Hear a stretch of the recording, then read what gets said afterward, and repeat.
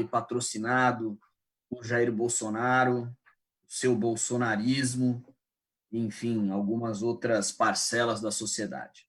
Quem participa dessa conversa comigo é Celita Farel, professora doutora da Faculdade de Educação da Universidade Federal da Bahia e pesquisadora do CNPq, a Gunnar Azevedo, que é presidente da Abrasco, Associação Brasileira de Saúde Coletiva, e também é professora no Instituto de Medicina Social da Universidade do Estado do Rio de Janeiro, a UERJ. E, por fim, temos aqui com a gente a deputada Margarida Salomão, que é deputada federal pelo PT de Minas Gerais e que também já foi reitora da Universidade Federal de Juiz de Fora. Bom, a gente sempre começa o programa falando sobre os últimos dados da pandemia do coronavírus. E eu acho importante nesse programa porque os temas são muito conectados. Então, segundo o último balanço do Ministério da Saúde, o Brasil tem 310.087 casos confirmados de coronavírus. Lembrando, esse número é subnotificado, né? Há quem diga que o número é 10 vezes maior, mas, enfim, não temos essa aproximação exata. Ainda segundo o Ministério da Saúde, morreram até o momento 18.508 pessoas no Brasil em função do coronavírus. No último período de 24 horas em que o Ministério da Saúde contabilizou, faleceram 1.188 pessoas em função da doença. Um lado muito triste e continua não sensibilizando o governo federal, que mantém esse discurso, enfim, odioso que a gente vê. E é justamente sobre esse discurso odioso que a gente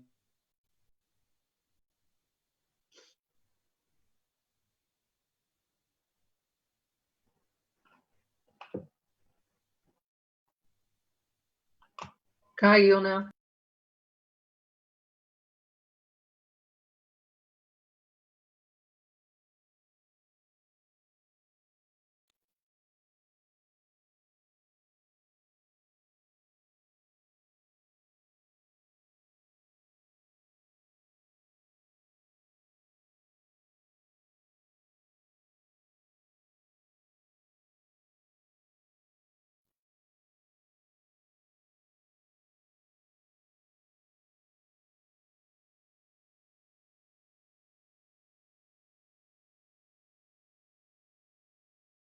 aqui conosco, acho que ela volta daqui a pouquinho.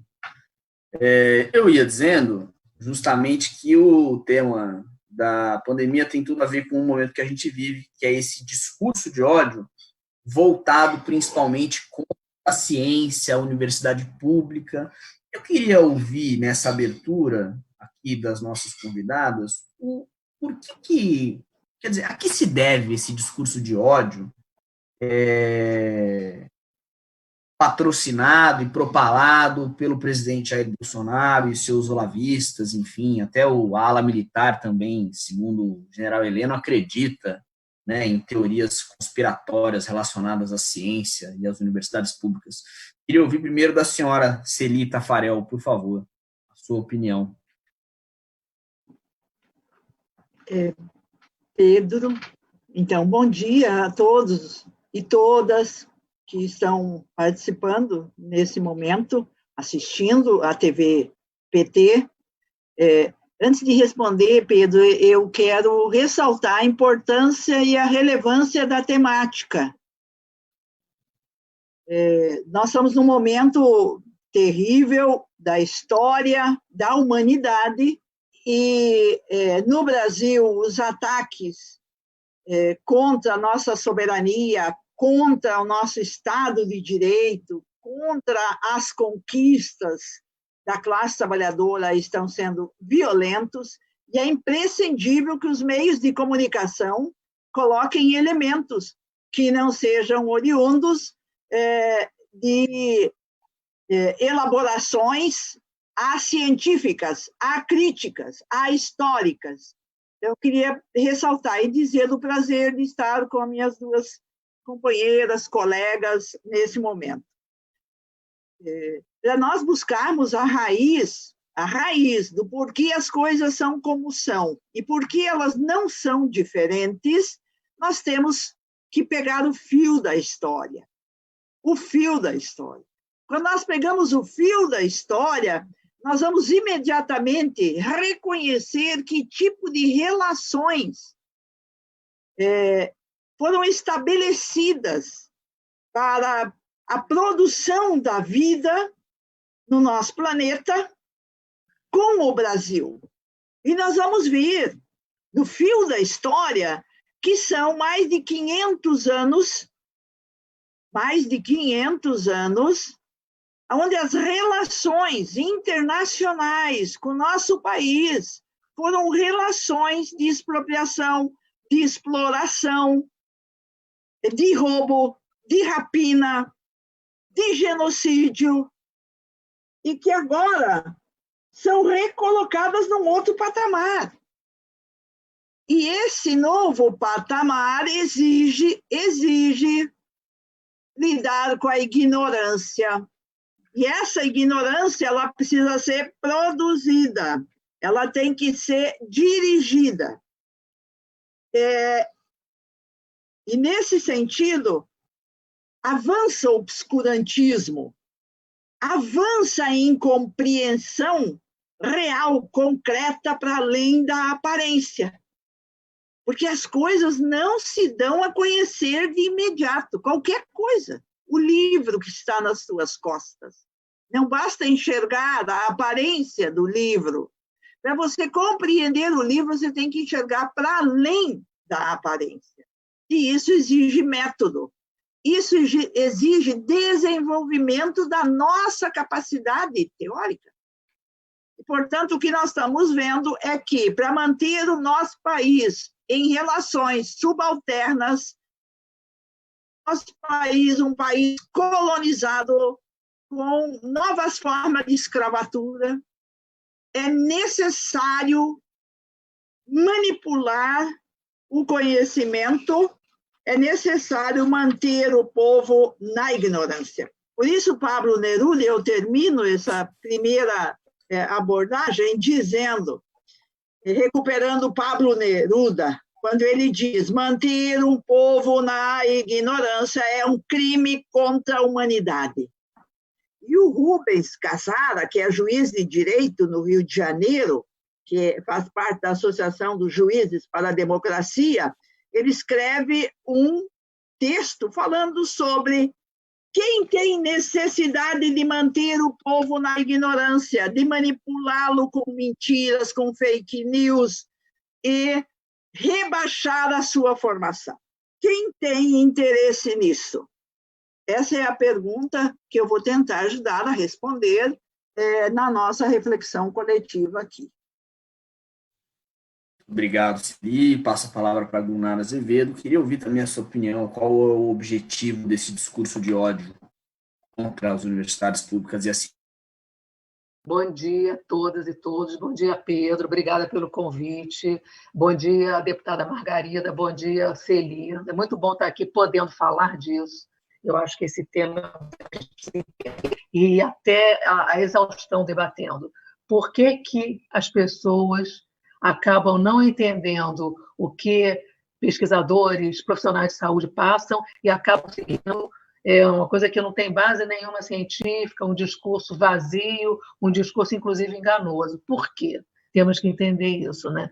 Eu acho que nós que trabalhamos, né, nas áreas de saúde pública, saúde coletiva, temos um desafio muito grande de poder fazer chegar à comunidade, à população, a todos que hoje estão vivendo essa situação, chegar de uma forma mais simples, de uma forma, eu acho que comunique melhor o que nós estamos vivendo. É muito grave o que a gente está vivendo.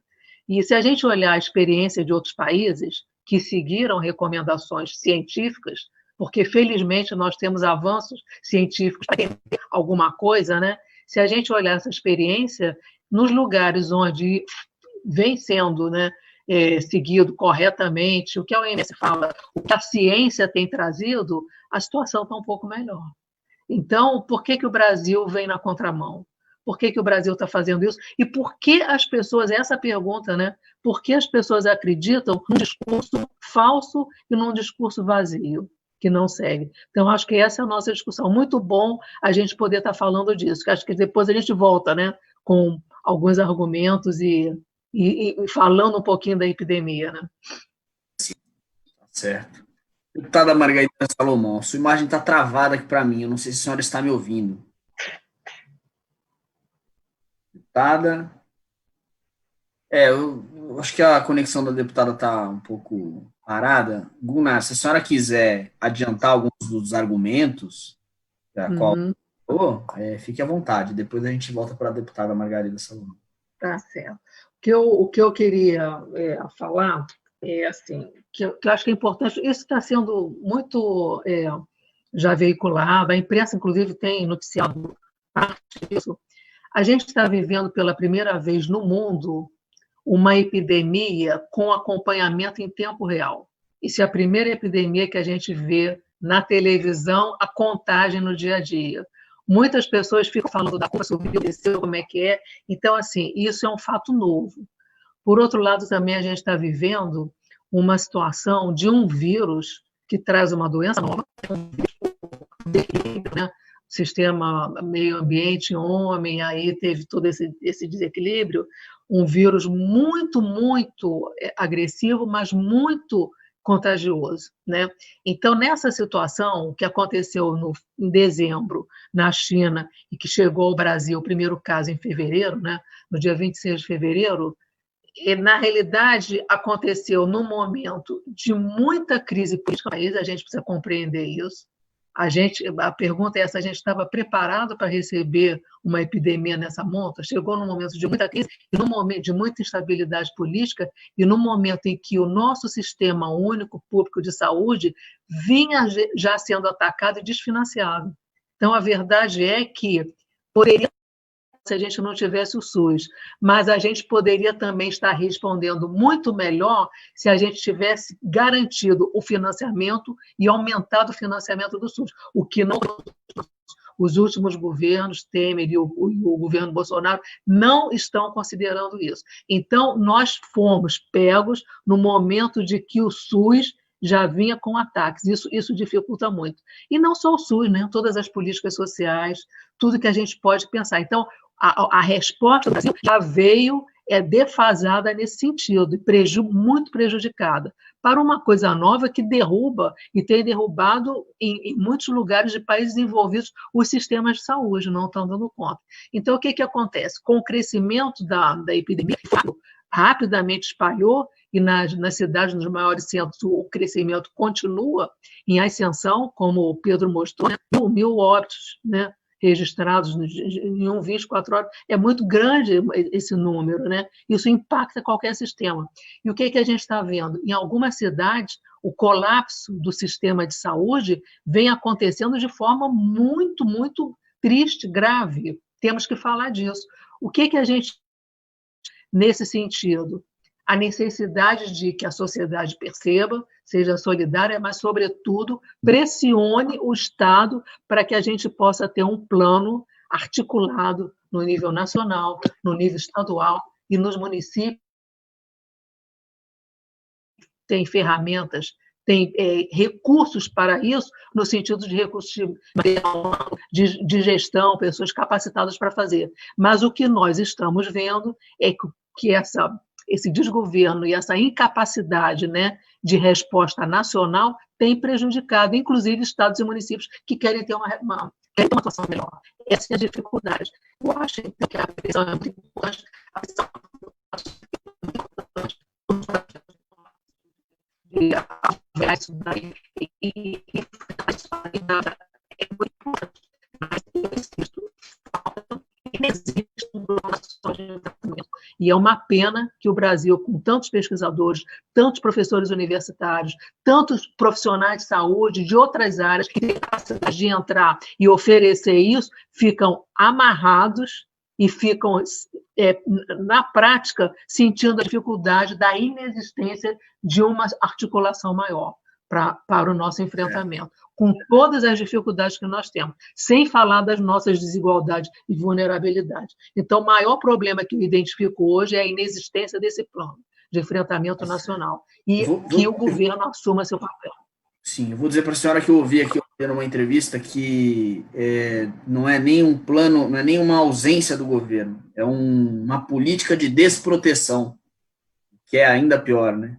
Então, vou pedir a deputada Margarida Salomão comente para a gente também, por favor, qual é o objetivo desse discurso de ódio contra a universidade pública, contra a ciência? E aí a gente parte para a nossa próxima questão. Pedro, cumprimentando a Celi, cumprimentando a Gunnar, uma satisfação muito grande estar aqui com vocês hoje, fazendo o debate de um tema tão importante. Eu queria dizer, primeiro, que o negacionismo do Bolsonaro não é uma jabuticaba, porque você tem o Trump também praticando esse negacionismo. O Boris Johnson estava também praticando esse negacionismo até o ponto em que adoeceu, quase morreu e tornou-se agora um apaixonado do SUS inglês, que efetivamente salvou a sua vida. Então, esse processo, a negação da ciência, é hoje um quadro que nós nem temos tempo aqui para aprofundar, mas faz parte da erosão da confiança do cidadão comum nas instituições. Eles descreem da política e é fácil fazê-los descrer também da ciência, que, inclusive, nesse momento, está sendo obrigada a descer da sua torre de marfim. Não estou falando dos trabalhadores de saúde, viu, Gunnar? Não estou falando desses pesquisadores, mas da nossa tradição, que é profundamente autocentrada, autorreferida, elitista. Nós sabemos que o que nós fazemos é relevante, mas, muito bem, é necessário explicar para os outros por que, nesse caso, como eu já tenho dito, a burrice é genocida. Ela não é apenas um dado do quadro, é um dado extremamente nefasto e que pode, nesse momento, colocar em risco a vida de milhares, ou talvez de milhões de pessoas. A saúde, com toda certeza, de milhões de pessoas tem risco. Eu queria dizer que essa antagonização da ciência, ela também, no Brasil, com o Bolsonaro, não é uma coisa nova. Vamos lembrar, ano passado, da demissão do presidente do INPE, porque, afinal de contas, os dados do INPE colocavam em xeque a política do governo, a não política do governo, a política do desgoverno com relação ao meio ambiente e, particularmente, com relação à Amazônia. Vamos lembrar também o assédio que incide sobre a FUNAI, sobre toda a política de relação indigenista, o assédio ao IBGE, porque tudo que é dado, coletado de uma forma sistemática e cientificamente defensável, é uma ameaça às posturas que o governo Bolsonaro decidiu adotar, inclusive no campo da economia, em que, definitivamente, o Guedes, com esse fiscalismo sempre inadequado, já foi dito aí que a emenda constitucional 95 causou ao SUS um prejuízo extraordinário, às universidades vem causando enorme prejuízo, a ciência nem se diga, porque a queda do investimento de 2014 para 2020, se nós somarmos CAP, CNPq e FNDCT, é uma queda de 14 bilhões para 4 bilhões do orçamento desse ano.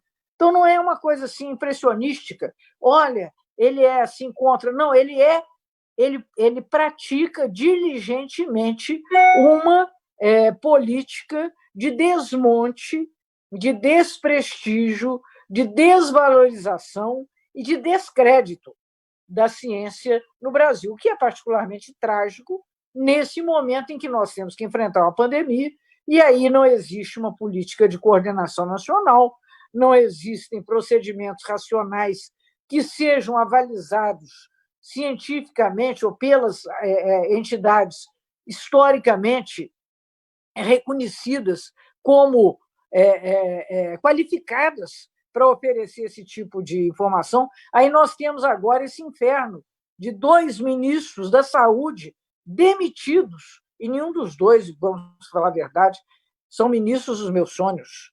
Nem o Mandetta, um grande inimigo do SUS, até agora parece que é um recém-convertido, está se tornando até um missionário, mas até recentemente, o Mandetta, ele era deputado como eu, ele era um sujeito que fazia a defesa da saúde privada, como também é um dos grandes responsáveis pelo descrédito e pelo desmonte do programa Mais Médicos. Vamos lá. Mas agora, à vista dele, é o que eu sempre digo, o Bolsonaro ele tem alguns méritos. Por exemplo, ele transformou o Rodrigo Maia em um estadista e transformou o Mandetta em um militante do SUS. Então, ele tem um papel interessante assim, nessa loucura que ele vem praticando no exercício da presidência da República. E o outro, então, o Nelson Teich, era pior ainda, um homem de investimento privado na saúde, mas nenhum dos dois quis entrar nessa loucura de prescrever cloroquina, ou sei lá mais o que, pouco importa o que seja, não é papel de alguém que não esteja tecnicamente qualificado prescrever, definir estratégias de enfrentamento, aparentemente, o isolamento social é aquele que, nesse momento, é o mais recomendável. Então, eu queria dizer que isso é uma política sistemática, não é apenas brasileira. A negação da ciência faz parte de um processo mais amplo de negação e de erosão da democracia, como vínhamos praticando no século XX, especialmente na segunda metade do século XX. Então, isso é, de fato, uma ação concertada, e eu queria, terminando, porque eu não quero capitalizar, monopolizar a fala aqui, com pessoas tão qualificadas que estão também na nossa live, dizer o seguinte, que, além do confronto político, a guerra contra a ciência, e especialmente contra as ciências humanas, né, também prospera, seja pela asfixia da gestão orçamentária financeira. Nós estamos vivendo, esse ano ainda, com um contingenciamento de 40% do orçamento da educação superior, não só do custeio, também da folha de pessoal, criando um risco permanente para que os reitores cometam atos caracterizáveis como de improbidade administrativa. E, a par disso, você tem as intervenções, por exemplo, na CAPES, cujo presidente, hoje, é um criacionista. Uma coisa doida, gente. Você colocar na presidência do grande equipamento de gestão da pós-graduação no Brasil uma pessoa que contesta ativamente ninguém menos do que Darwin. Então, isso é muito sintomático. E a desorganização da gestão da pós-graduação pela Portaria 34, que eu não posso deixar de mencionar, e a desorganização da gestão do CNPq, que também agora, recentemente, teve a sua presidência substituída, até por uma pessoa que, pelo seu currículo, é alguém mais qualificado, mas, de todo modo, já entrou definindo áreas estratégicas em detrimento das ciências básicas e, particularmente, das ciências humanas. Então, eu queria caracterizar o quadro da guerra, que é uma guerra trágica, porque está acontecendo nesse momento na área da saúde e em meio ao enfrentamento de uma pandemia, mas na verdade, uma coisa que se alastra pelas mais diversas áreas do pensamento, da reflexão racional e da formação para a pesquisa no Brasil. Então, é isso. Obrigado, deputada. A sua fala é importante, porque você nos encaminha... Desculpa, diga, Celi, você quer falar? Não, fala. Depois eu falo. Não, é porque a fala da deputada já nos encaminha aqui para o que seria o próximo ponto que eu iria propor, que é justamente, ela falou da queda do desmonte que a ciência e o ensino público, a universidade pública vem sofrendo, isso provoca o risco de um esvaziamento da ciência, porque a gente já sabe que tem ocorrido uma fuga de cérebros, como se diz, né? Isso afeta a formação do pesquisador, e era sobre isso que eu gostaria de falar agora. Como é que a senhora vê, professora Celi, o quanto esse processo é prejudicial para a formação do indivíduo e do pesquisador, do cientista no Brasil? Eu gostaria de ressaltar a importância das duas falas, da doutora Azevedo e da doutora Salomão. Doutora Salomão, que foi presidente da Andifes, ou seja, de todas as federais, ela caracterizou bem o quadro da batalha. E eu tenho acordo, nós estamos no meio de uma guerra.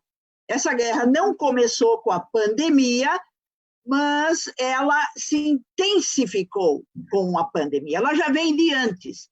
É uma guerra que desestabiliza governos que tenham características democráticas e populares. É uma guerra que precisa, sim, esvaziar a capacidade teórica da classe trabalhadora, e daí eu queria contribuir na nossa reflexão, pegando a questão do esvaziamento do currículo da escola básica e o esvaziamento do currículo do ensino superior. E queria desdobrar isto na questão do que fazer. O que fazer? E quando nós perguntamos o que fazer, eu quero trazer a contribuição do professor Dagnino, que é professor na Unicamp, e também trazer a nossa contribuição do ponto de vista do organismo da luta de classe. E aí entram os sindicatos, os movimentos populares, entram os partidos de esquerda. Veja só, a medida do governo Bolsonaro, que tem um gabinete estratégico chamado Gabinete do Ódio, ele procura manipular a subjetividade humana. Mas essa subjetividade humana, ela passa a ser manipulada como política de governo de Bolsonaro, através das reformas educacionais, através dos cortes orçamentários, através de botar em xeque o Fundeb, que isso vai pegar a educação básica. Porque nós começamos a formar um cientista na creche, na educação infantil.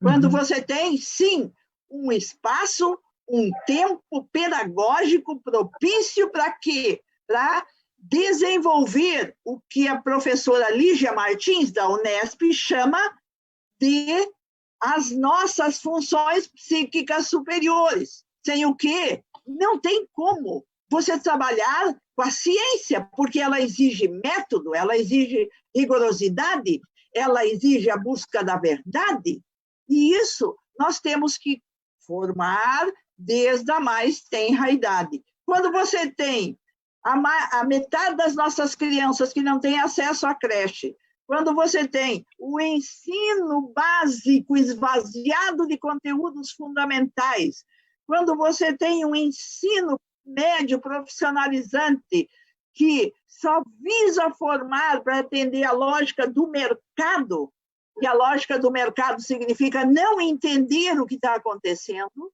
significa não compreender os processos tecnológicos, é claro que isso vai ter uma repercussão pesadíssima dentro das universidades. E aí isso vai se traduzir no quê? No apoio que o negacionismo muitas vezes encontra por dentro das universidades. O apoio que um projeto como Futurice, que é para mercadorizar a docência, o conhecimento, tenha respaldo dentro da universidade. Portanto, o que nós temos que fazer, para enfrentar nesta guerra o negacionismo, a política do ódio, a política do desmantelamento, que não é de agora. Porque se nós pegarmos as empresas estatais e perguntarmos quando que começou a privatização, nós vamos encontrar dados sobre a pirataria que foi desenvolvida em nosso país. Tanto é que hoje isso repercute. Por exemplo, os sistemas comunicacionais e informacionais estão nas mãos de quem? De quem está dependendo agora esse trabalho aqui? Dos meios tecnológicos de comunicação e informação. Na mão de quem está a Oi? Na mão de quem está a TIM? Na mão de quem está a Claro? É tudo o setor privatizado. Então, eu vou terminar aqui para dizer, o professor Dagnino, da Unicamp, que trabalha com a questão da política científica, ele traz contribuições importantíssimas para que a gente se situe nessa guerra, principalmente nesse momento em que nós estamos numa catástrofe que é universal, que é o mundo inteiro, mas nós estamos sim pensando o que nós vamos fazer com políticas de governo e Estado. E daí ele dá excelentes sugestões sobre como é que a política científica e tecnológica tem que ser tratada a nível de governos municipais, a nível de governos estaduais, para a gente ter um projeto de sociedade humanizado, e não isso que nós estamos vendo aqui. Aqui está sendo um processo de destruição das forças produtivas. Então, meus queridos, isso passa pela educação, e isso passa pelo desmantelo e o desmonte de todo o sistema federal de desenvolvimento científico e tecnológico que nós construímos em 70 anos. Desde a década de 50, quando eu nasci, tinha um esforço para construir. A doutora Salomão colocou os elementos sobre o que é a CAPES, o que é o CNPq, e assim por diante, tudo desmantelado. Então, a guerra, ela não é pequena e ela exige muito de nós. E depois eu prossigo para ouvir as nossas queridas companheiras. Obrigado. Gunnar, eu queria perguntar na mesma linha, acho que você vai querer complementar provavelmente a fala da Celi, mas, por exemplo, hospitais universitários realizam mais de 1 milhão de consultas e procedimentos por ano no Brasil. Se as universidades estão com menos dinheiro, se elas sofrem desmontes, os hospitais universitários também. Quer dizer, a população precisa entender que o desmonte da ciência afeta diretamente o cotidiano e o dia a dia, né? Com certeza, Pedro. O que a gente está assistindo hoje, que é o desmonte, o descrédito, a falta de investimento, está mostrando o que a gente, nesse momento, não tem e poderia ter. Poderia ter, porque se a gente for fazer um paralelo, a nossa ciência evoluiu muito nos últimos anos. O investimento em pesquisa tem um retorno rápido. O que a gente viu com a Zika?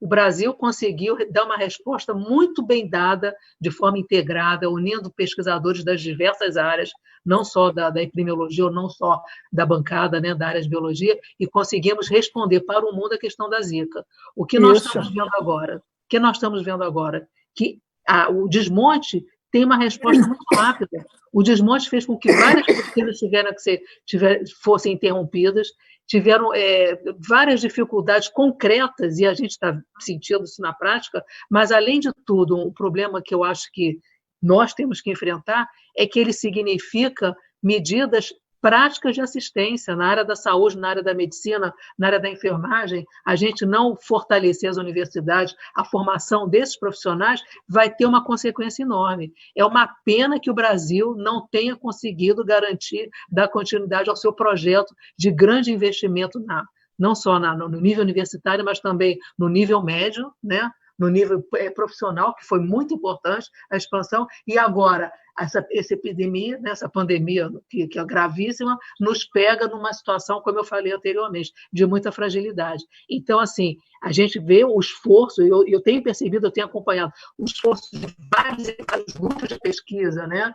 tentarem ajudar no que podem, tem o esforço de profissionais até da área das tecnologias, né, de fabricar respiradores, de pensar o que pode ser feito em termos de disponibilizar uma maior quantidade de testes, e é fundamental isso, mas a gente está vendo que a desarticulação na prática conferiu a essa situação que a gente vive. Então, assim, é gravíssimo, mas eu acho que nós temos capital, inteligência acumulada que pode responder a isso, desde que ela seja de fato valorizada e que haja investimento público para isso. Quem responde a isso é o investimento público. É isso mesmo. Agora, só um detalhe, quando não há o investimento público, todo esse conhecimento ele pode se perder. Claro. Com certeza. Com certeza. E só de doação a gente não vai conseguir, gente. É muito bonito que as empresas façam doação, mas isso não é nada perto do que nós perdemos. O SUS perdeu 22,5 bi com esse esporte, entendeu? E não retornou ainda. O que significa isso? O SUS, que atende a população toda, ele recebe menos de investimento do que a parte privada do Brasil, que só atende 25%. Só 25% da nossa população tem plano de saúde, e, no entanto, ele recebe uma fatia maior. Então, a gente tem que pensar nisso. A gente tem que pensar e não aceitar, e mostrar, eu acho que o importante é a comunicação disso. Deputada, bom, nessa rodada aqui a gente ainda está falando sobre o quanto esses cortes prejudicam a formação de cientistas no Brasil e o como isso afeta e o país. Eu queria ouvir a opinião da senhora. Formação e a produção de conhecimento, tudo fica afetado.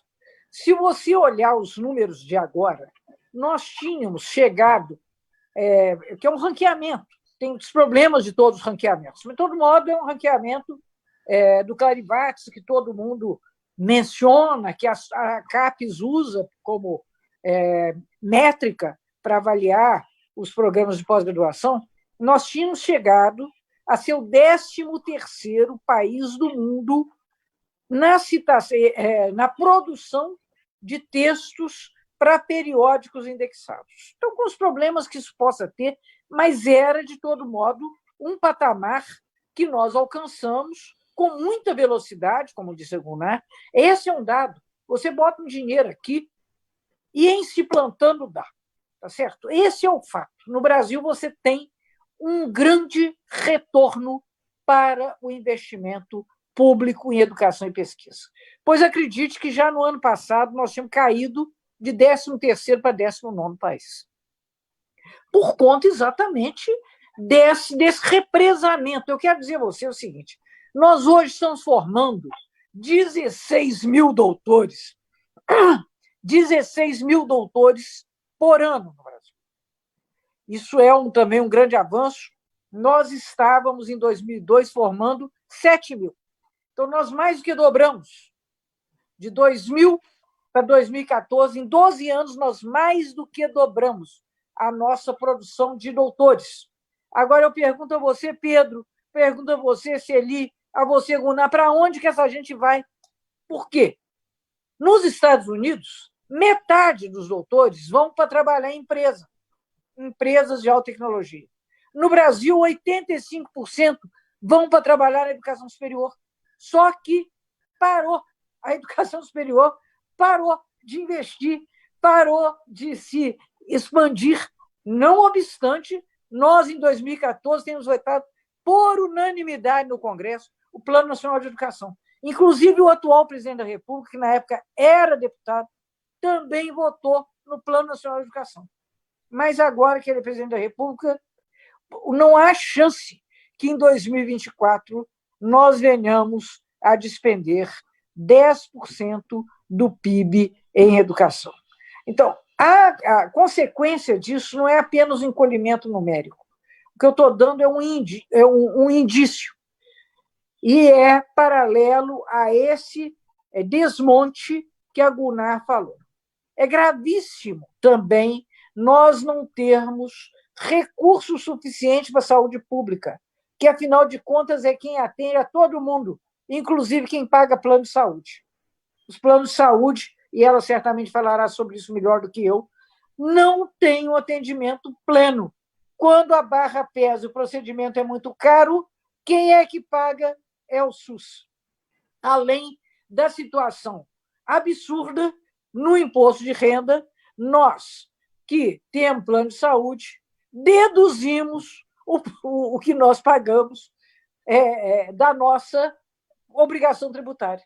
Então, ao fim e ao cabo, quem paga para mim o meu plano de saúde é a massa do povo brasileiro que não tem acesso à saúde privada. Esse é o caso. Isso é uma coisa gravíssima. No Brasil, nós precisamos de uma forte reforma tributária. Nós precisamos de tributar o lucro. O lucro líquido é tributado em todos os lugares do mundo, menos no Brasil e acho que no Azerbaijão. São os dois únicos lugares onde não se você não tributa o lucro líquido, não tributa os dividendos. A pessoa recebe os seus dividendos limpinhos. Eu, que sou professor universitário, vocês que são pesquisadoras, vocês recebem a dedução tributária no olerite, no contra-cheque. Mas porque vocês são bobas. Porque se, ao invés de serem trabalhadoras, vocês fossem rentistas, vocês não pagariam imposto de renda. Quer dizer, isso é uma coisa de um absurdo tão grande frente ao que nós estamos conversando, que não há nenhuma possibilidade de uma inserção soberana, altiva e autônoma e relevante do Brasil no cenário internacional se não houver um investimento maciço em ciência e tecnologia, como estão fazendo nesse momento da pandemia a Alemanha, a China, a França. Não estou mencionando nenhum país bolivariano, só mesmo países capitalistas. Não obstante, eles são exemplares para nós. Nesse momento, o que nós devíamos estar fazendo é gastando. Isso quem fala não é a Margarida, também não é o Luciano Coutinho. Quem diz isso? Henrique Meirelles. Quem diz isso? Armínio Fraga. Quem diz isso? Pércio Arida. FMI. Os grão-duques do Tucanato estão dizendo, né? O Henrique Meirelles, né? Que representa o sistema bancário internacional, ele está dizendo não tem forma de nós, nesse momento, tirarmos o pé do buraco onde nós estamos cada vez mais fundo, se o Estado brasileiro não assumir a sua obrigação de gastar, e é óbvio que deve gastar, mas vai ter que gastar centralmente em ciência e tecnologia nesse cenário da pandemia e da pós-pandemia.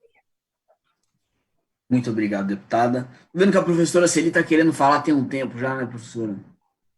Pode fazer a próxima pergunta, Pedro, Posso? porque já são 11h45. Sim. Bom, é o seguinte aqui, se a senhora quiser... Agora é para concluir. Se a senhora quiser... Eu acho que essa aí é uma rodada de considerações finais. Aí a gente faz assim. Isso. Vocês agora sobre por que o investimento na ciência precisa ser público. Essa é uma discussão que, assim, dentro da sociedade, ela é meio maluca, né? As pessoas falam, mas não precisa ser público, e tem esse futuro, não, o mercado vai botar dinheiro, nunca botou dinheiro em pesquisa, em desenvolvimento. Então, por que precisa ser público? Por favor, professora Celi.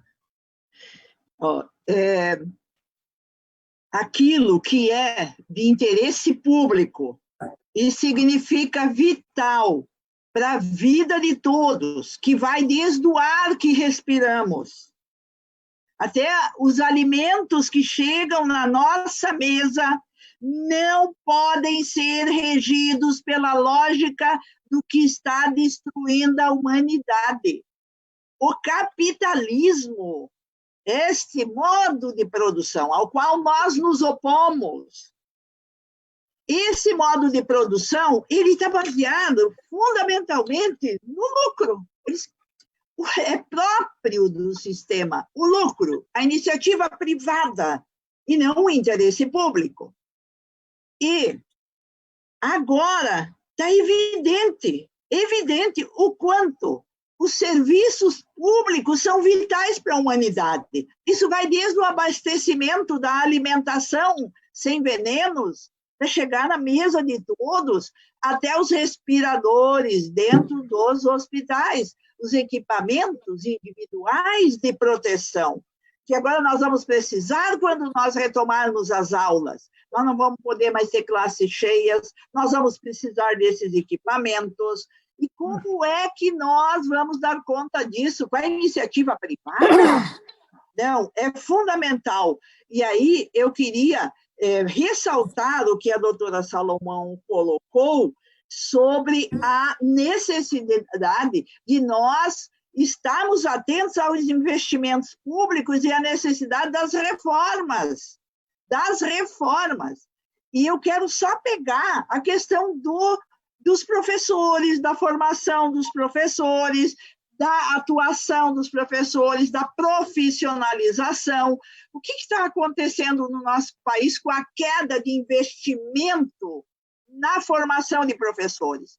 Durante o governo de Luiz Inácio Lula da Silva e de Dilma Rousseff, foram desenvolvidos 28 programas para valorizar o magistério, de forma que um professor entrava para a carreira e sabia que ele teria uma perspectiva. E o que está acontecendo agora? Todos esses programas que vai desde a licenciatura internacional, imagina formar professores que tenham a chance de estudar 2 anos nos outros países, e se apropriar da cultura na sua ponta, tudo desmontado, tudo. A SECADI, que atendia os índios, os quilombolas, os povos Exatamente. do campo, da floresta, tudo desmontado. E como é que se mantém esse desmonte do nosso país? Se mantém porque se mantém o povo na ignorância, manipulando meios de comunicação, manipulando currículos, manipulando a política pública. Por isso, é imprescindível que a gente compreenda, nós vamos ter que fazer reformas. Essas reformas vão pegar desde as forças militares, que agora saíram das casernas para ocupar lugares que não lhes pertencem.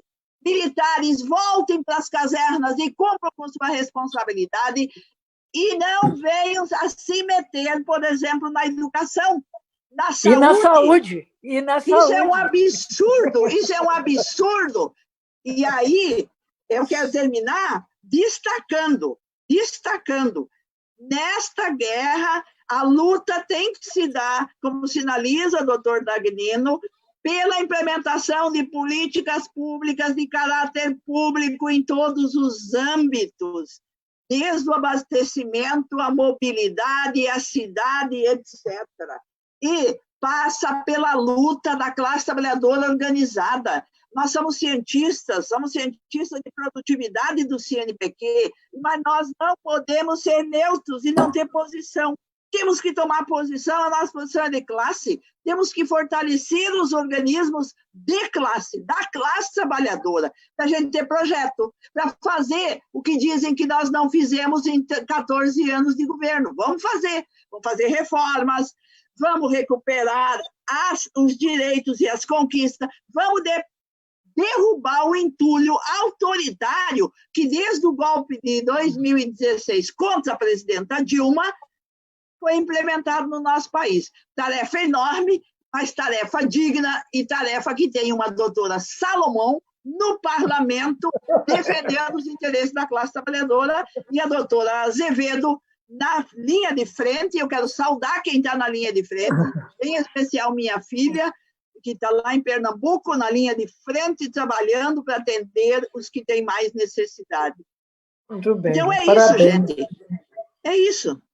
Parabéns. Viva o partido dos trabalhadores. Lunara Azevedo, por favor. Então, na realidade, ela tocou nos pontos fundamentais. Uma coisa é a gente receber um recurso para um projeto específico, numa parceria público-privada. A universidade pode até receber isso, mas quem define, quem decide, quem regula e quem determina, sobretudo, o que vai ser feito é a universidade. Então, assim, não há lugar nenhum onde você consiga ver uma universidade funcionando bem que não tem investimento público. Claro. Mesmo as universidades americanas têm um grande investimento público. Por quê? A universidade tem que funcionar em função da necessidade do seu país. Ela é uma forma de garantir o desenvolvimento do seu território, do seu país. Então, se a gente passa isso para a mão da iniciativa privada, a gente perde totalmente qual é o eixo disso. Eu acho que é disso que a gente está falando. A universidade, assim, a gente tem que ter formas de poder até receber doação em algum recurso, mas a regulação disso, de fato, tem que ser de quem está ali trabalhando, dos pesquisadores. Eles têm que ter autonomia para definir o que querem fazer e dentro da perspectiva de desenvolvimento de seu país. É isso, essas diretrizes têm que ser garantidas. Os nossos editais, né, para pesquisa, as nossas agências públicas, elas sempre determinam e deveriam continuar fazendo isso, né? Deveria ser isso, dentro da necessidade que a gente identifica hoje no país, seja em todas as áreas, inclusive nas áreas humanas. Não dá para a gente pensar desenvolvimento tecnológico se não tiver apoio para as áreas humanas, porque é necessário a gente trabalhar como um contexto como um todo. Mas o que eu acho importante também é reconhecer que, assim, não dá para a gente modificar isso agora, a gente não vamos conseguir mudar essa situação agora, mas a gente pode conseguir, por exemplo, mostrar, como a Margarida falou, o SUS, ele não é só o atendimento. Mesmo o serviço privado precisa do SUS. O hospital privado, que faz o atendimento, que faz o transplante de órgão, ele só consegue porque é o SUS que leva o órgão. É o SUS que leva o órgão para o transplantado. É o SUS que determina o remédio que vai poder ser comercializado, a Anvisa faz isso. É o SUS que determina, que faz a vigilância sanitária. Tudo isso é SUS. Então, para a gente ver, ele está presente em todas as instâncias. E se não fosse assim, a gente não teria garantido o desenvolvimento que o Brasil teve em termos de saúde. Os nossos indicadores, nos últimos 20 anos, melhoraram muito. Infelizmente, a gente não está conseguindo manter. Infelizmente. Porque a destruição é grande e acaba começando a despencar, sim, o impacto é grande. Mas eu acho que o que a gente tem que entender é isso. E só para fechar a questão do privado e do público, a mesma coisa se coloca, por exemplo, agora em relação ao enfrentamento da pandemia. O SUS tem que regular os leitos privados. Claro. Cabe ao SUS, e tem vários projetos de lei, movimento grande, cabe ao SUS contratar o leito privado regulado pelo SUS. Se a gente está necessitando de leito, está colapsando o que é público, a gente tem que fazer esse requerimento. E esse requerimento tem norma para fazer, isso está bem estipulado no que toda a determinação do SUS, vamos utilizar isso. Né? Vamos utilizar e pressionar para que isso aconteça. Não é possível ter leito vazio ou fazendo cirurgia eletiva e não ter leito para a necessidade hoje de enfrentamento da pandemia. Obrigado, professora Gunnar. Margarida Salomão. Então, eu vou emendar aqui direto da Gunnar. Gunnar, nós temos hoje na Câmara alguns projetos criando a fila única, exatamente para garantir que o SUS regule e que todos os cidadãos brasileiros, como está previsto constitucionalmente, tenham acesso à luta pela vida, à proteção, à segurança, aos cuidados. Então, isso está nesse momento na Câmara. É bom usarmos essa plataforma de problemas para repensarmos as relações entre público e privado, que são profundamente mistificadas. Tem um livro que eu gosto muito de citar, que é de uma economista italiana, mas que trabalha na Inglaterra, é considerada hoje a maior autoridade do mundo em inovação tecnológica. Tem um livro que está publicado em português, que se chama O Estado Empreendedor, desmascarando o mito do setor público versus setor privado. O que é que a Mariana Mazzucato mostra? É que todo o desenvolvimento tecnológico, inclusive aquele que vem a ser privatizado, é financiado com recursos públicos. Então, eu até já fiz esse debate com o ministro Pontes, o nosso astronauta, que está na Ciência e Tecnologia lá no Congresso. Mostrei para ele este equipamento que nós todos temos na mão. Isso foi desenvolvido com recursos públicos pelo Pentágono. Tá certo? E aí é óbvio que a Apple, que tem uma grande capacidade de design e de uma grande capacidade de marketing e de disseminação comercial, transformou isso num sonho de consumo de todos os seres humanos, até porque é ótimo, é uma coisa boa demais. Mas isso foi desenvolvido com recurso público. A Gunnar sabe disso muito melhor do que eu. Toda a pesquisa farmacêutica do mundo, 90% é subsidiada com recurso público. A Mariana escreve exatamente isso. O público financia e o privado capitaliza. Você privatiza o lucro, mas o investimento é da sociedade. Por isso que eu acho que é uma outra coisa, é um outro tema que nós necessariamente vamos ter que postular, que é o da propriedade intelectual.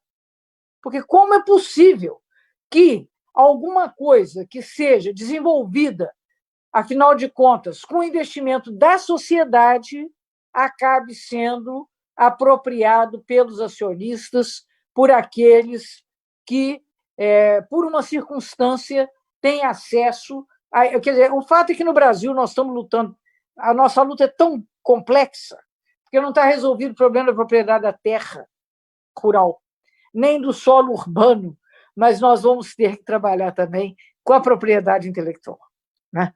Com a patente. Então, isso é, de fato, uma pauta, digamos assim, inadiável.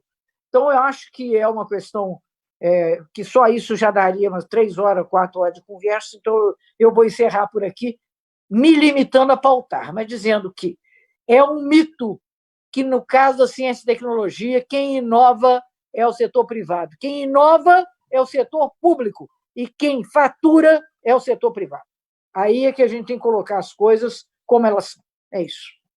Exatamente. Só queria fazer um complemento aqui, para além do aparelho de celular, a televisão, o rádio, o telégrafo elétrico, tudo que trouxe a gente aqui é invenção militar. Mas, enfim, e tem investimento público. Vamos seguir aqui. A conversa, quando é boa, o tempo passa rápido, né? A gente vai para as considerações finais.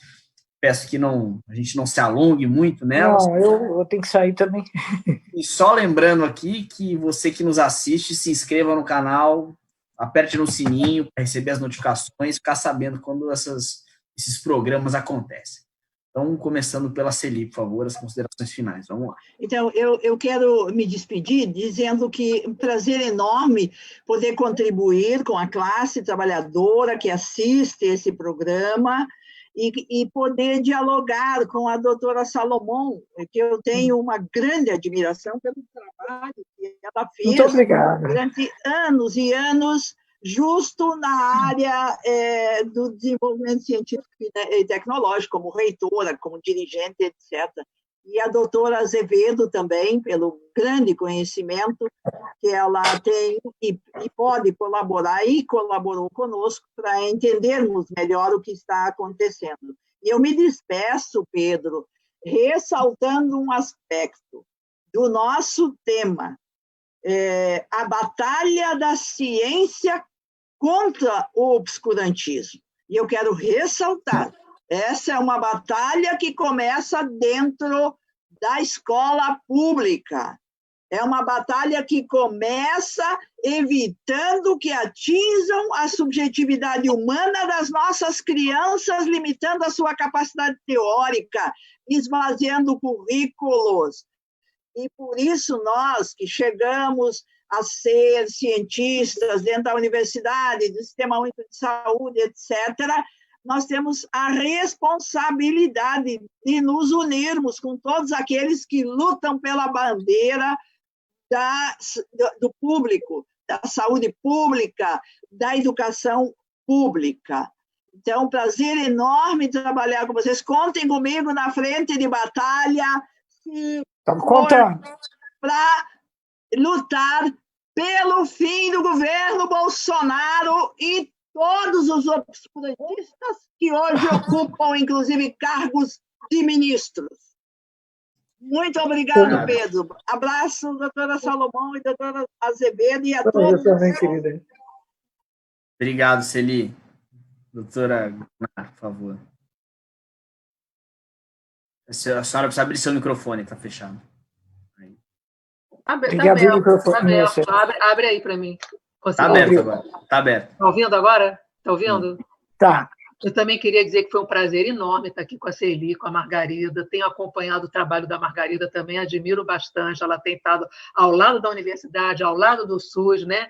E num trabalho difícil nesse momento, muito difícil. São anos difíceis e agora com essa pandemia ficou muito mais difícil. O que eu queria dizer é o seguinte: o que precisamos a gente agora entender e prosseguir? Uma frente muito grande, muito ampla, em defesa da democracia, da vida e pelo SUS, gente, pela saúde, porque é o SUS que vai conseguir dar resposta a tudo isso. A gente não vai conseguir sair dessa pandemia se a gente não tiver leito para todos, mas também não tiver assistência para todo mundo. Assistência social, proteção social. Então, é uma grande frente, acho que é uma frente mesmo, para que a gente consiga ter solidariedade, né? Avançar com as organizações da sociedade civil, né? E a gente tem várias que estão dentro da mesma perspectiva, e também pressionando para que as pessoas tenham acesso às medidas de proteção para poder ficar em casa, as orientações corretas, e se precisarem fazer isolamento, isso é uma coisa importante. E a indicação hoje é realmente, nos lugares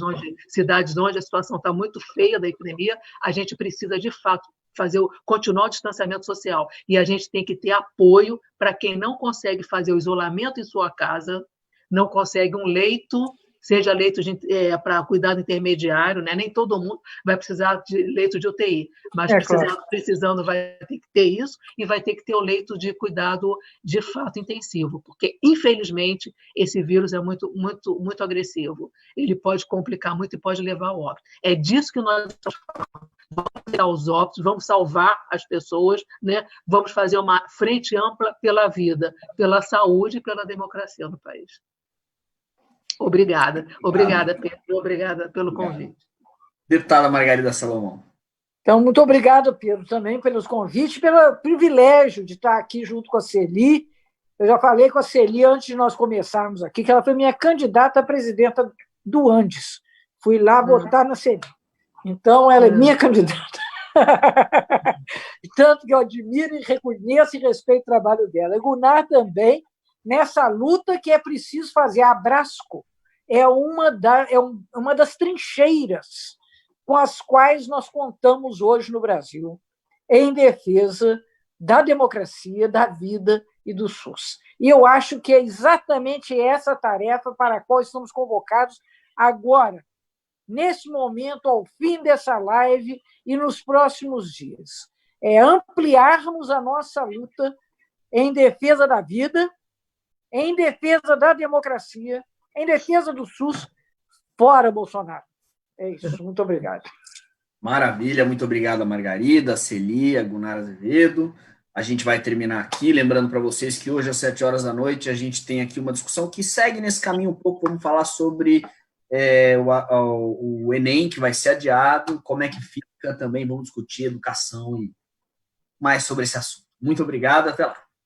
Tchau, obrigada. Tchau, Celi. Tchau, Pedro. Tchau. Tchau. Beijo.